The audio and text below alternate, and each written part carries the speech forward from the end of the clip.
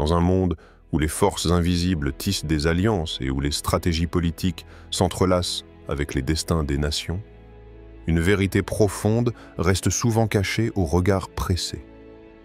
Aujourd'hui, nous plongeons au cœur d'un mystère qui dépasse les simples jeux de pouvoir. L'Algérie, ce pays fier et historique, armera son destin, tandis que des voix anciennes et sacrées, portées par la foi, nous invitent à comprendre ce qui se joue au-delà des cartes diplomatiques. Lavrov, le ministre russe des Affaires étrangères, a récemment dévoilé un plan qui secoue les fondations mêmes de la géopolitique. Un plan choc où l'Algérie ne se contente plus d'être un simple acteur régional. Elle devient un acteur majeur dans un échiquier mondial complexe. Mais ce que peu savent, c'est que derrière ces alliances stratégiques, un guide spirituel, attendu depuis des siècles, s'invite dans les calculs des puissants. Le Mahdi, figure emblématique de la justice et de la paix, symbolise cet espoir qui traverse les âges, ce souffle d'espoir pour les opprimés et les âmes en quête de vérité. À travers cette vidéo, nous allons explorer ce croisement fascinant entre politique, foi et destinée.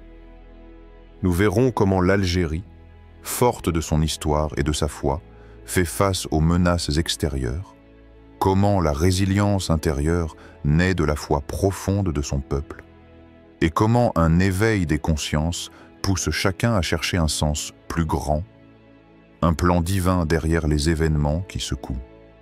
Le monde. Alors, je te pose cette première question, spectateur.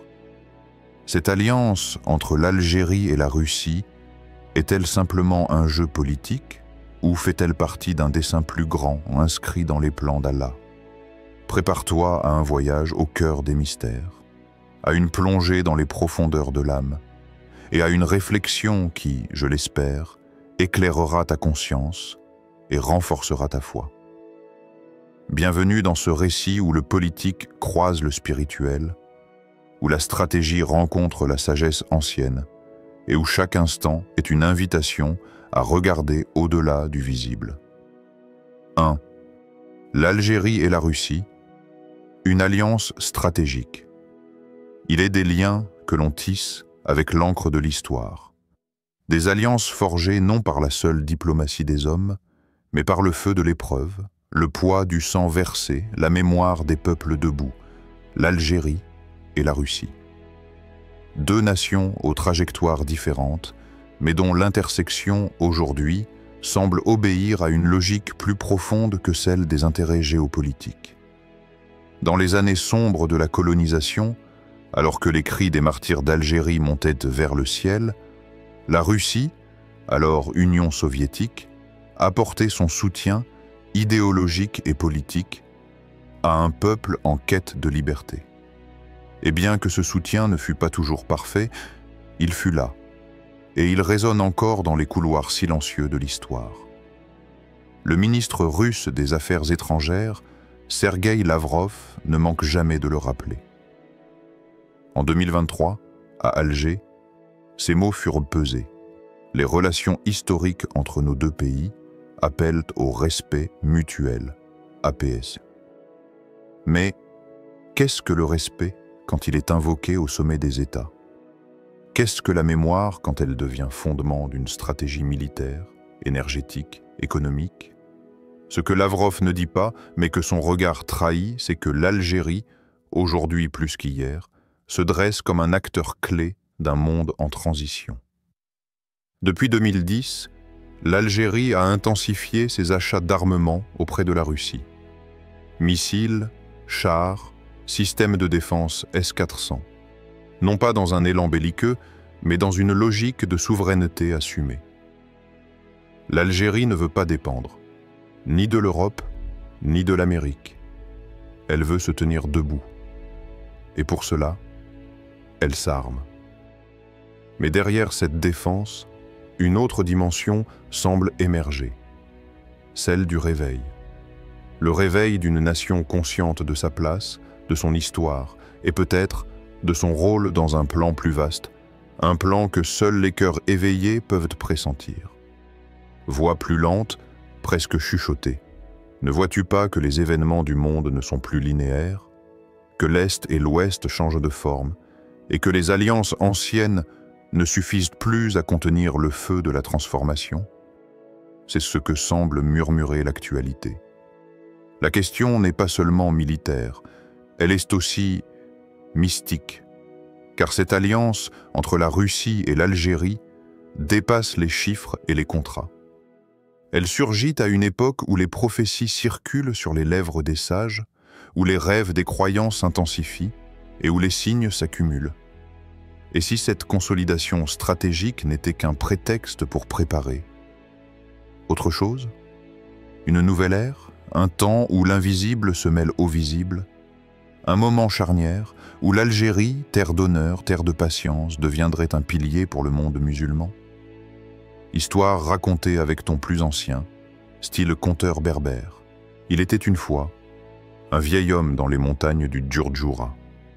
Il racontait à ses petits-enfants l'histoire d'un pays qui, malgré les vents violents, avait su garder sa lumière.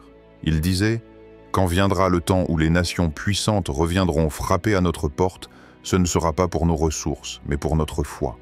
Car celui qui détient la foi détient le cœur du monde. » Zoom sur les chiffres. L'Algérie est le 3e client militaire de la Russie en Afrique. En 2023, elle a signé un accord de coopération renforcé avec Moscou. Elle refuse de rejoindre les blocs militaires occidentaux, préférant une voie indépendante. Mais qu'est-ce que l'indépendance quand elle n'est pas intérieure? Qu'est-ce qu'une armée puissante si le cœur du peuple est égaré? Ce que l'Algérie tente de construire, et que Lavrov, malgré lui, admire, c'est une forme d'autonomie sacrée. Une souveraineté alignée non seulement sur la carte du monde, mais sur la carte céleste. Une souveraineté qui respecte le décret d'Allah. Et si cette alliance n'était qu'une étape dans un plan plus vaste? Et si, au-delà des traités signés, un pacte silencieux se nouait entre les cœurs éveillés? Un pacte qui dépasse les chancelleries. Un pacte entre les peuples et leurs créateurs. Ce partenariat n'est pas neutre, il est lourd de symboles. Il rappelle au monde que l'Algérie ne se dilue pas dans les logiques de domination. Elle choisit, elle trace sa voie. Et ce chemin, peut-être, croisera celui du Mahdi. Non pas dans le fracas des armes, mais dans le calme stratégique des justes. Car dans le silence des choix calculés, se dessinent parfois les volontés divines. Et toi, frère, sœur, crois-tu vraiment que cette alliance est fortuite? Ou sens-tu, au fond de toi, qu'il y a dans cette marche un appel, une direction que seul Allah peut initier? 2. Le Mahdi, guide spirituel et espoir des opprimés.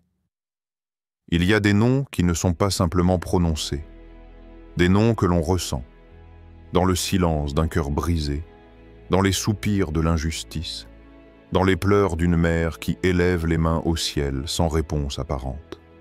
Le Mahdi, celui que l'on attend, celui que l'on appelle sans le nommer, celui dont les pas, peut-être, résonnent déjà sous les pierres d'un désert que l'on croyait oublié. La tradition islamique ne parle pas du Mahdi comme on parle d'un roi ou d'un chef de guerre, non. Le Mahdi n'est pas une simple figure historique, il est un miroir.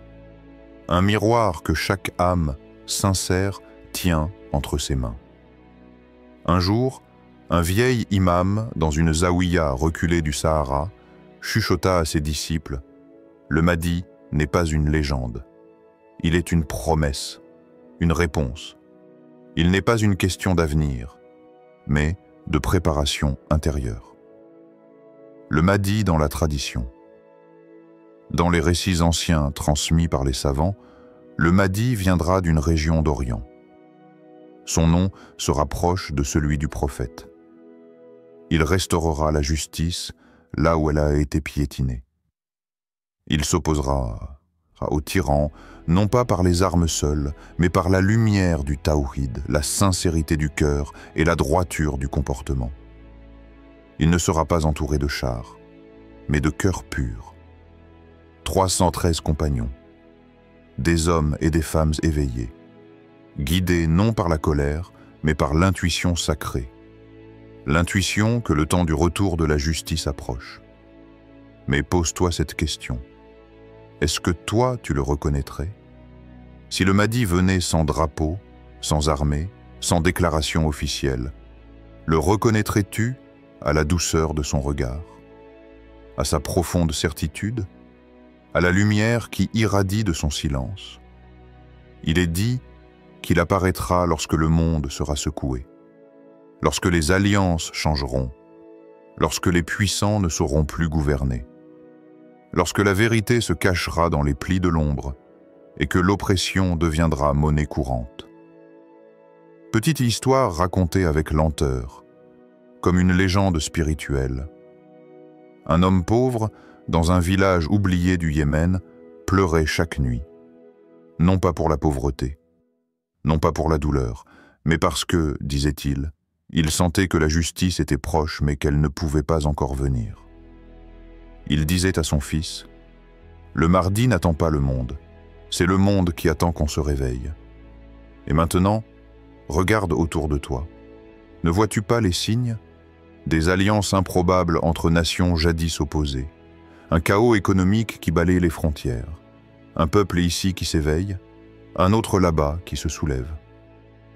Est-ce encore de la politique ou est-ce que l'appel du destin? Quand la Russie et l'Algérie s'allient, quand l'Orient et l'Occident s'observent avec méfiance, quand la parole devient arme et la foi devient bouclier, quelque chose de profond se prépare.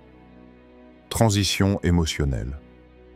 Tu ne verras pas le Mahdi dans les journaux, il ne passera pas sur les écrans des chaînes de télévision, mais ton cœur te dira un jour, il est là, le moment est venu.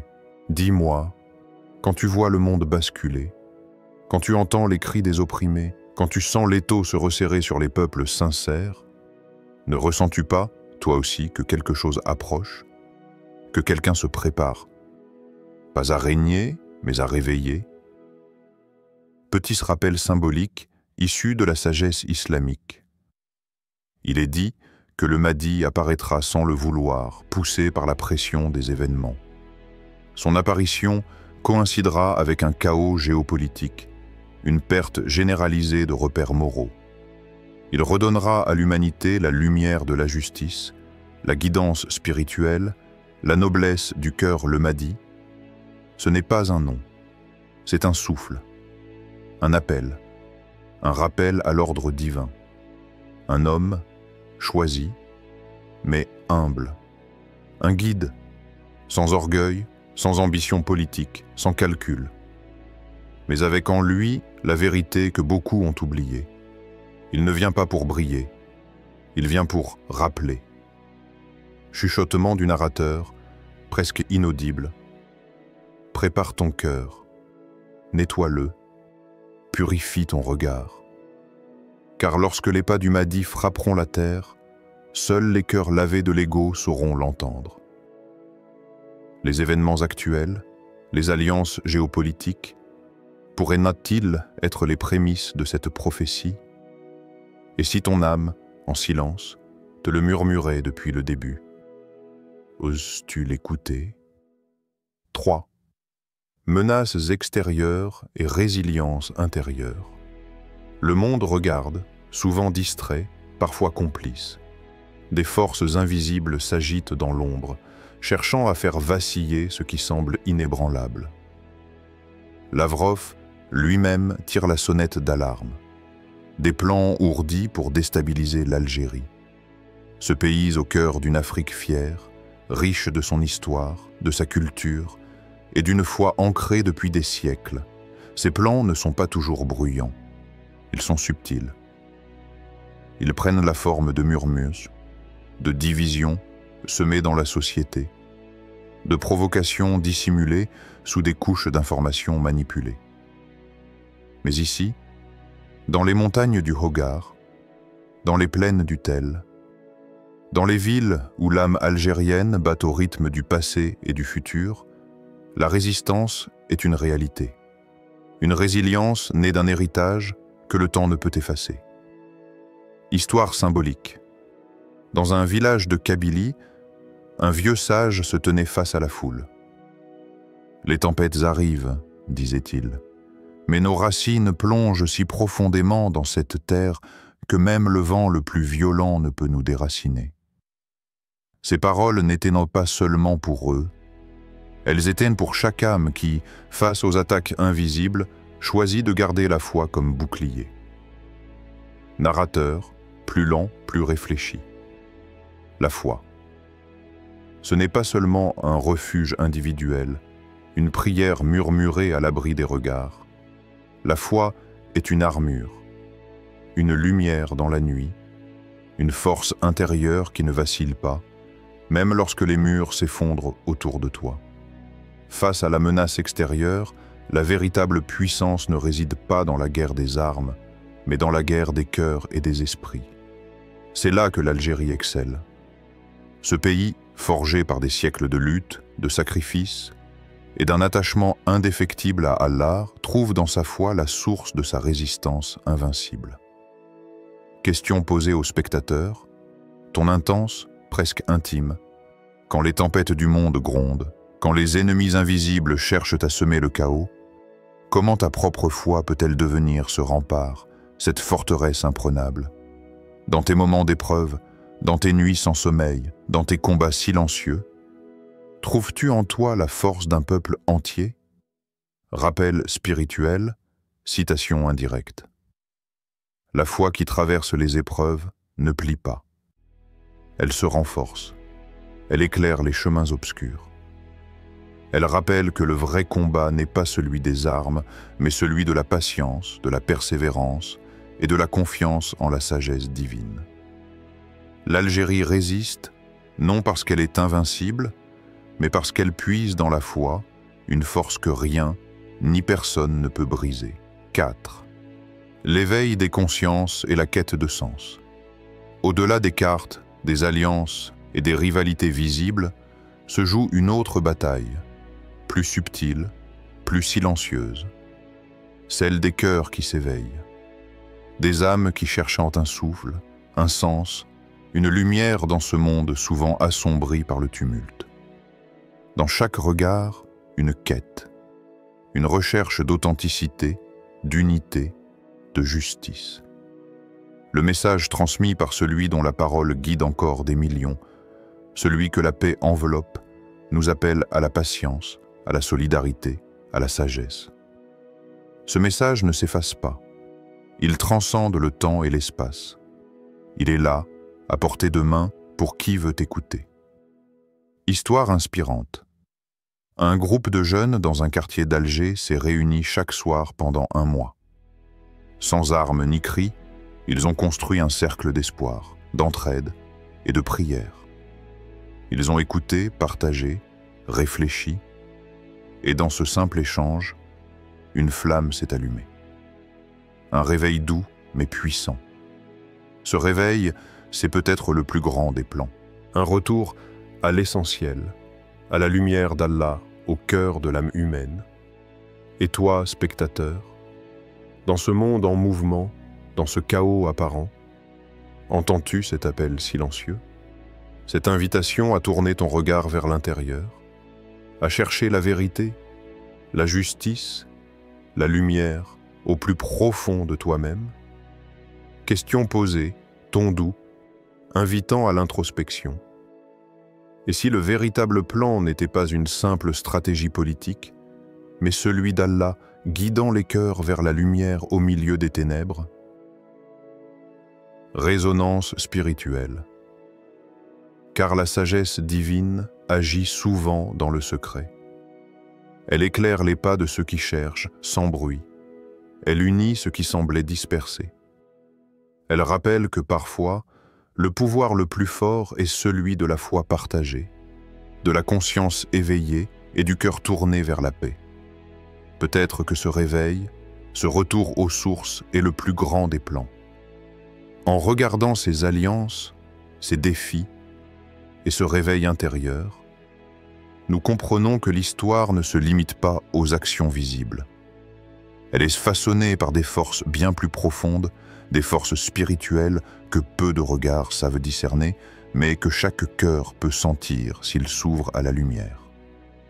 L'Algérie, par sa résistance et sa foi, illustre cette force intérieure, cette lumière qui traverse les ténèbres. Face aux menaces extérieures, ce n'est pas seulement la puissance militaire ou politique qui façonne l'avenir, mais la confiance en Allah, la persévérance et la quête sincère de justice et de paix. Le Mahdi, ce guide attendu, n'est pas un simple mythe ou une légende du passé.